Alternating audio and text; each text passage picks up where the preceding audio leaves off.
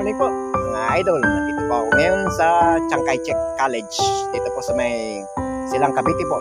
Pag nagagaling ka sa may Tagaytay Road, kakanan ka sa South Moon. Yun, kanan pa, akyat baba. Itong daan na to, kalsada na to. Talagang hills po siya. Ayun, papakita ko po. Ayun. Nandito po ako sa may labas ng gate ng Chiang Kai-shek College po. Ito po sa Silang Cavite po. Ayun, ipapakita ko na po ang mga kabundukan dito. Ayun po.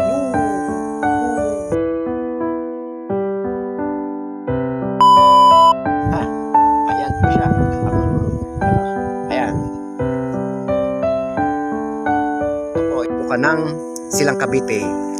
Ito, nasa gilid po siya ng Chiang Kai-shek College po. Ito, yun po yung kalsada na po yun. Zoom po natin. Ayun, zoom. Ayun, yung zigzag po siya, paliko-liko, pataas. Napakalapit na po rito sa Tagaytay City. Ilang kilometro na po, Tagaytay na. Kaya ang klima po rito, napakalamig, mahangin po siya. Kahit alas 7 ng umaga, mahangin po siya, napakalamig. Napakalamig po, yun tingnan niyo po yung kawayan, pinapagaspas ng hangin po. Ayan, zoom po natin. Yan, galing yan. Yan po. Ito, eskwelahan po ito. Ayan mga ayan.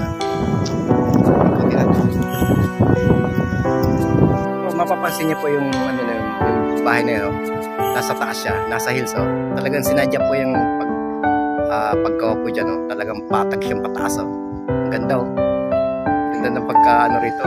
Tsaka downhill, uphill po rito. Dito po sa ng Silang Cavite po. May binanggit isang construction. Nakalimutan ko lang kung anong sinabi niya yun. Pero napakalapit na po rito sa Tagaytay po. Ayan ang bahay na yun.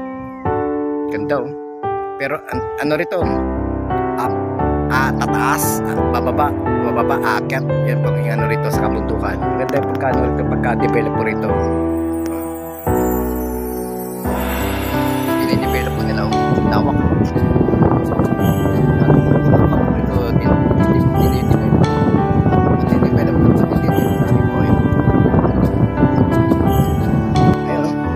Palusong talaga siya Kailangan pagpaahon ka talaga rito. Pag may sasakyan ka, boilong-boilo ka talaga. Boilong-boilo. Tapos paliko-liko siya, tataas bababa. Ayos pagka rito, ng South Moon. Talagang nireprap po talaga. Nireprap po. Talagang dinikit-dikit ang mga bato. Ginawang pader. Pababa na ako doon. Pababa na pa ako. Talagang yung pakiramdam mo pa habang bumababa, parang tinutulak ka pababa, parang ika nga parang may magnet niya, parang